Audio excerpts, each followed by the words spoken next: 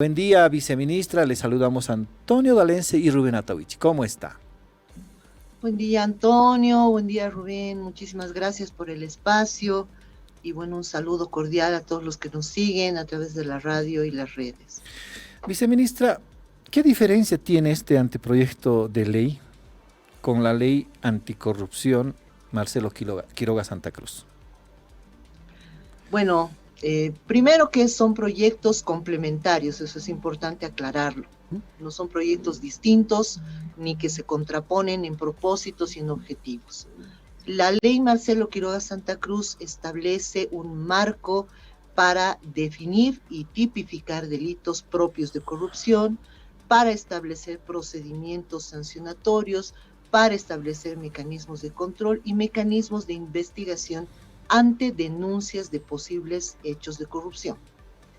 Este anteproyecto de norma lo que busca es más bien generar mecanismos de prevención. ¿Qué quiere decir? No llegar al proceso, no llegar a la instancia judicial, no llegar al Ministerio Público, sino evitar que estos hechos se consumen, evitar que estos hechos se materialicen y, por supuesto, evitar el potencial daño económico al Estado. ¿Qué mecanismos son los que va a utilizar este sistema de gestión de riesgos? La información con la que el Estado ya cuenta. El Estado tiene información a partir de muchos registros, a partir de muchos sistemas, a partir de muchas instituciones públicas que administran estos registros y esta información, pero esta información hoy en día no se comunica, esta información no se cruza, esta información no nos está generando un adicional. Entonces, de lo que se trata es que esta información pueda cruzarse a partir de sistemas de interoperabilidad, a partir de interfaces, a partir de las herramientas de información y comunicación más modernas para permitirnos identificar áreas de riesgo, para que nos permita identificar potenciales desviaciones, para que nos permita identificar que algo no está bien dentro de los procesos en declaraciones juradas, en contratación de bienes y servicios y en contratación de personal. ¿Para qué? Para que las autoridades puedan generar acciones correctivas, para que se evite que estos hechos de corrupción se tengan que trasladar a procesos penales que son engorrosos, que son complejos. Decíamos hace un momento, es más importante generalmente cuando estamos frente a un problema grave, buscar mecanismos que eviten que este problema se difumine, que este problema crezca mucho más. Y eso es lo que pretende este anteproyecto de norma.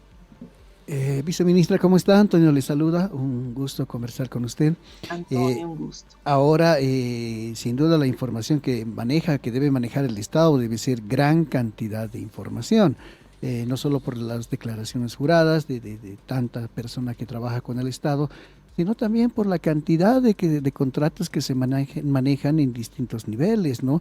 El Estado central, las gobernaciones, los municipios, en fin, cómo se va a trabajar entonces, viceministra, tomando en cuenta que es tanta la información que se tiene.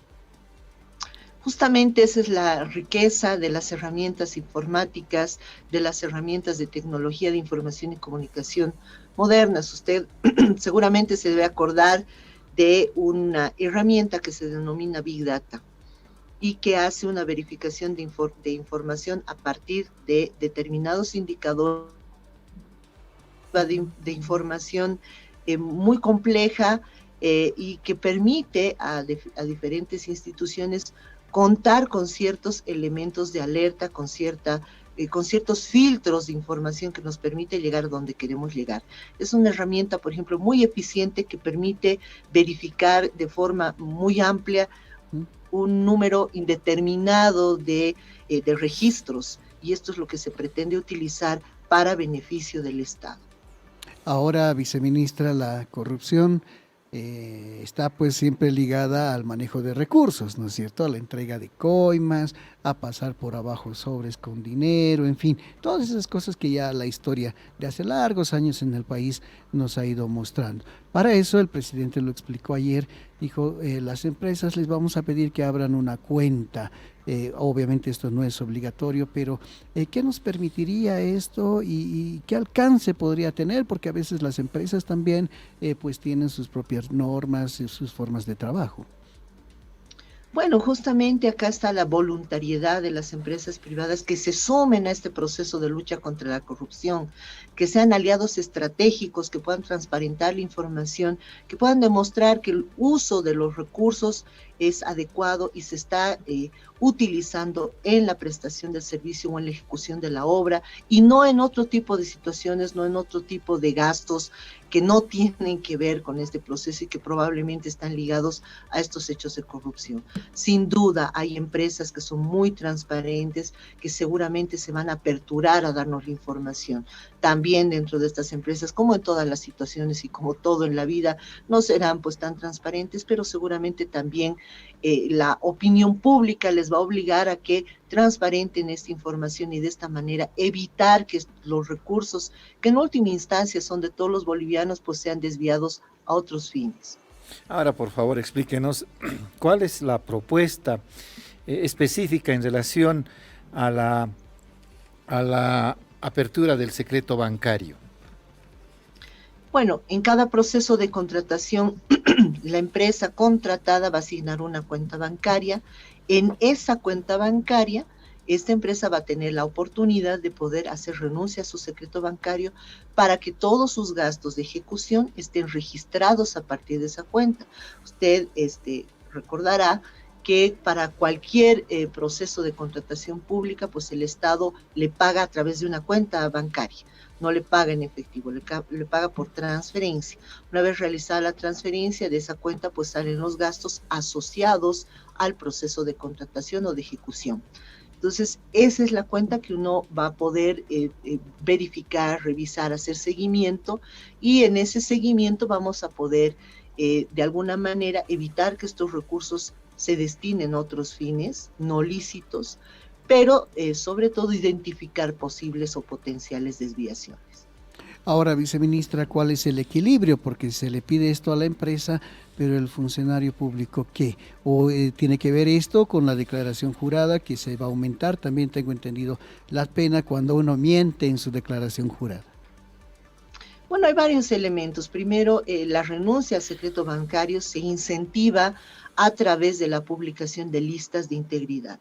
Las listas de integridad son parte de un proceso que está trabajándose a nivel internacional y a nivel de estándar en materia de lucha contra la corrupción, que se denomina compliance o cumplimiento. Estas listas de integridad sirven como un potenciador, un valor intangible de la empresa, porque las empresas que tienen este nivel de cumplimiento, pues obviamente son más valoradas en el exterior, ya sea para créditos, ya sea para otro tipo de contratos, para interrelacionarse con otras entidades o con otros estados.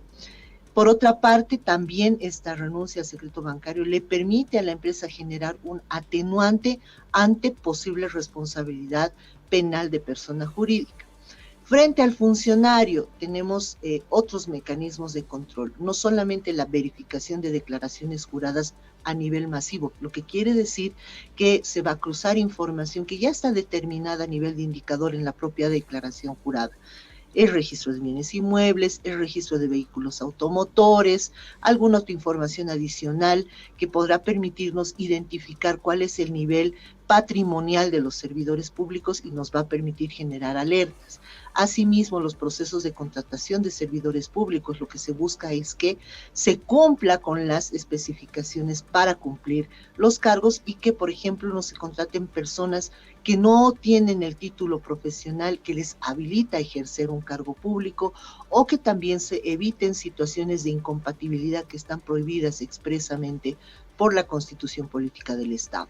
Ante este tipo de situaciones hay diferentes tipos de sanciones. En el caso de las declaraciones juradas que no se presentan cuando se tienen que presentar y tienen un retraso, tienen cualquier situación que impida o que haga que el funcionario no cumpla, pues sanciones directas, porque ya hay un incumplimiento y este incumplimiento pues es efectivo, digamos, es actual, no hay manera de demostrar que no se ha generado, Por tanto, lo que corresponde en estos casos es aplicar una sanción directa de descuento, como si se tratara de un incumplimiento administrativo que admite ya este tipo de sanciones. Cuando uno llega tarde al trabajo, cuando uno asiste a su fuente laboral, se aplican sanciones directas. Por otra parte, cuando estamos frente a una contratación que no cumple con los requisitos o donde se ha generado estos vínculos de parentesco, la destitución inmediata del que ha tenido la decisión de contratar y del contratado, porque ambos se entiende que saben de esta situación.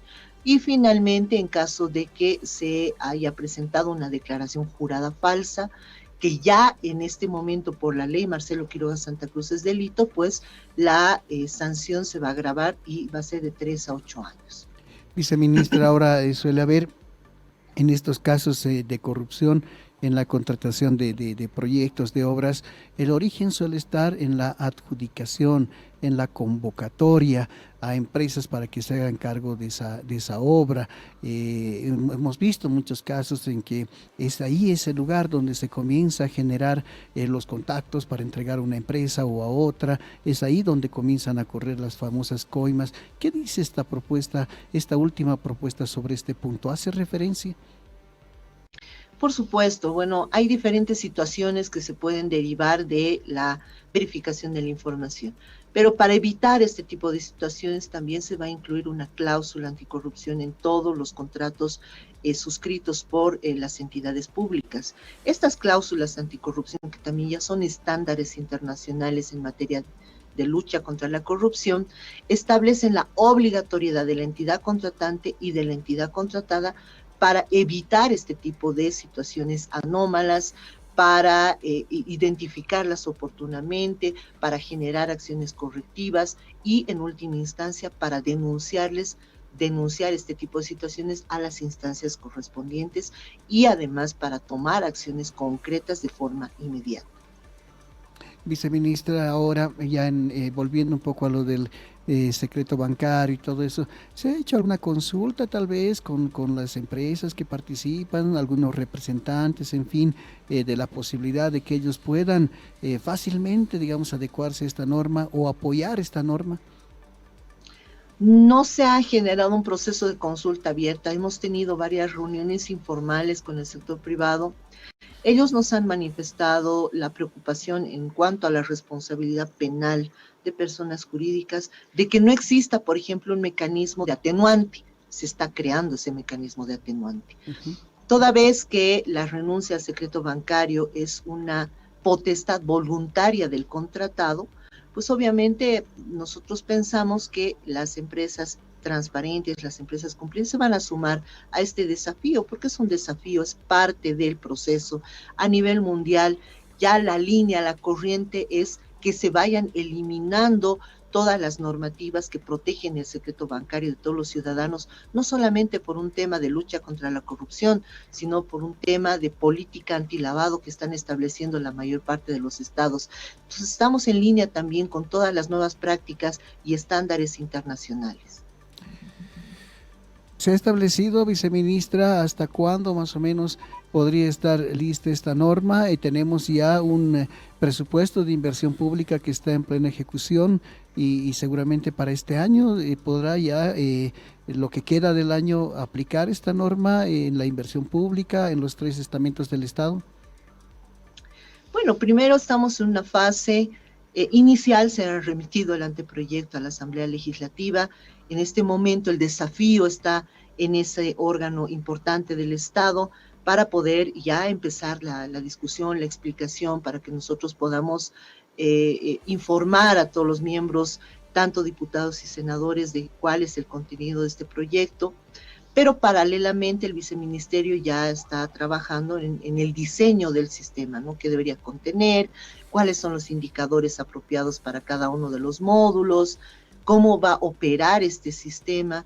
Y esta fase obviamente también implica una fase de reglamentación en la que ya estamos trabajando. Somos muy optimistas, queremos pensar que esta es una preocupación de todos nosotros, no solamente porque estamos en este momento en ejercicio de un cargo público, sino porque más adelante pues va a ser un sistema que nos va a permitir evitar este tipo de situaciones que sin duda tal vez en el tiempo tenga que perfeccionarse, pero ya vamos a contar con una herramienta tecnológica importante que nos va a dar información de calidad.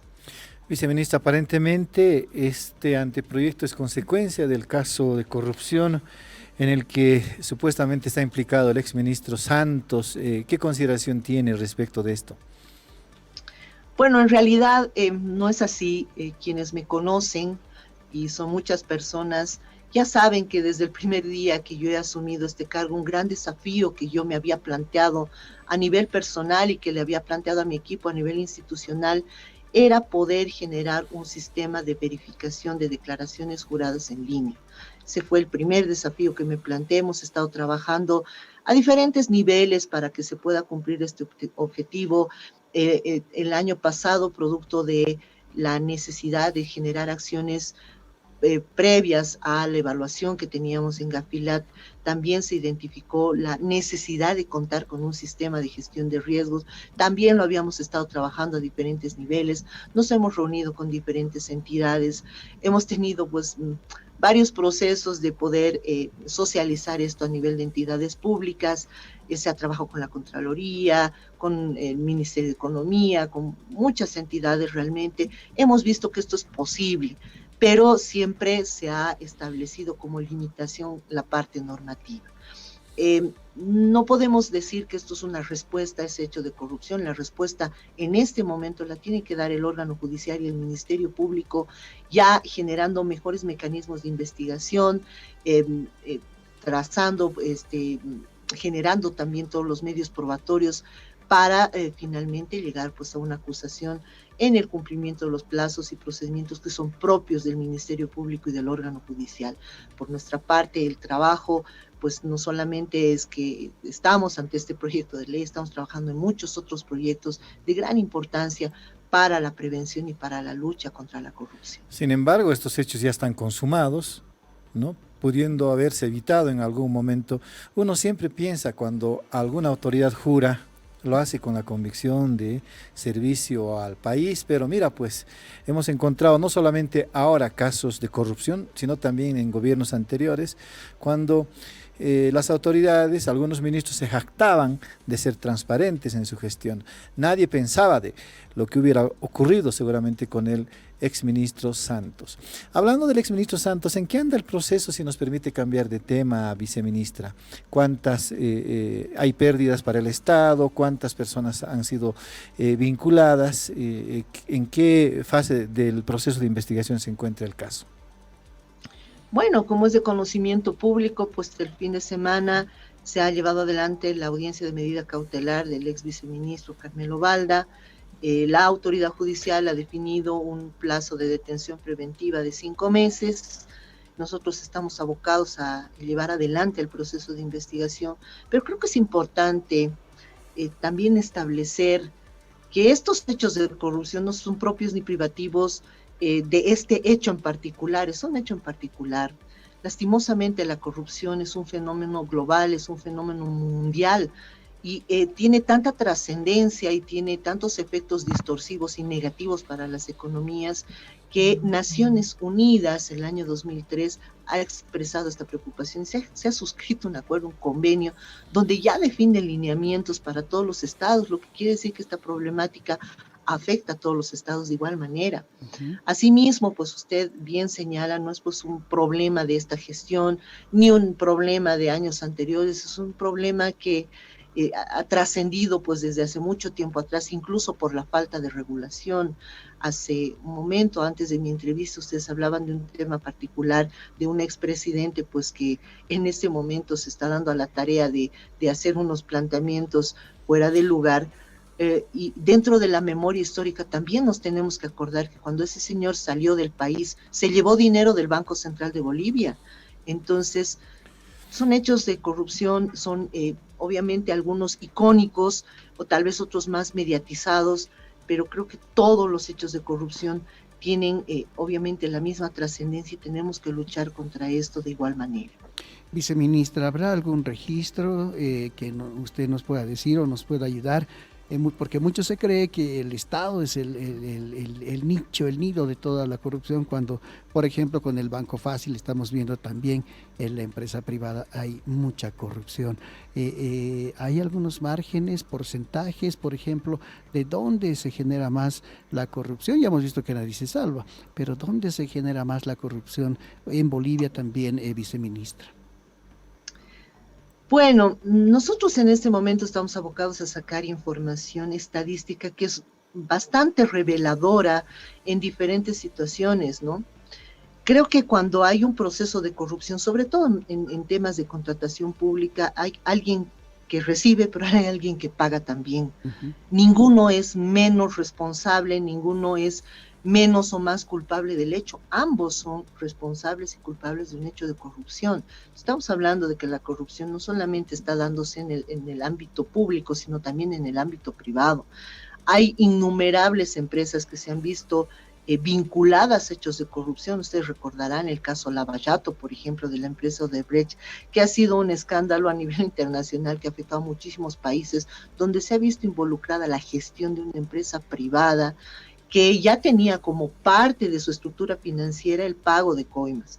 Entonces, creo que es un problema en el que se debe afrontar y se debe tomar acciones de manera sistémica. O sea, no podemos dedicarnos solamente a procesos penales, también tenemos que ver mecanismos efectivos de prevención, seguramente también tenemos que ver otros mecanismos, educación. Creo que la educación es fundamental. Nosotros estamos abocados en este momento, por ejemplo, entre otros proyectos, a formar a los niños. Tenemos ya en puertas una miniserie animada, la segunda parte de una miniserie que presentamos el 2021, que también va a tener un buen impacto a nivel de niños y adolescentes.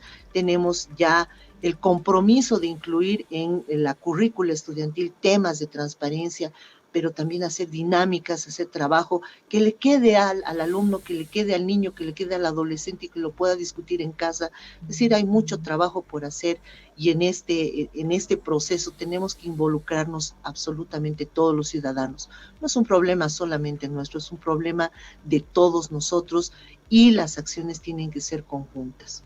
Le preguntaba eso, viceministra, porque pues, hablamos por ejemplo, de este último caso en el Ministerio de Medio Ambiente y Agua. Recaudó de aquí, recaudó de allá, le dieron. ¿Y dónde están los que dieron, no? Porque bueno, ya tenemos en la cárcel a un ministro, exministro, funcionarios, en fin, pero ¿y los que dieron? Esa es la gran pregunta, ¿no es cierto? Porque si igualamos, decir, si hay un caso de corrupción en el Estado, tiene que ser porque alguien del sector privado está involucrado. Generalmente es así. Por eso le preguntaba eso, porque nos hacemos acá también esa pregunta, decir, ya agarraron al ministro, pero ¿y dónde está el que dio? ¿De dónde salió todo ese dinero? ¿Quién lo puso? En fin, pero de eso no sabemos nada, por lo menos a través de los medios, viceministra. Exactamente, toda esa información está siendo procesada a través de la Unidad de Investigaciones Financieras. Ustedes saben que para este tipo de situaciones donde hay terceros o personas privadas que están involucradas en este tipo de situaciones, la información se cruza a nivel de la Unidad de Investigaciones Financieras, justamente porque ya no se trata de servidores públicos, se trata de agentes privados. Hay esa información que queda pendiente de presentarse en el proceso y que seguramente va a ser importante para continuar con esas acciones.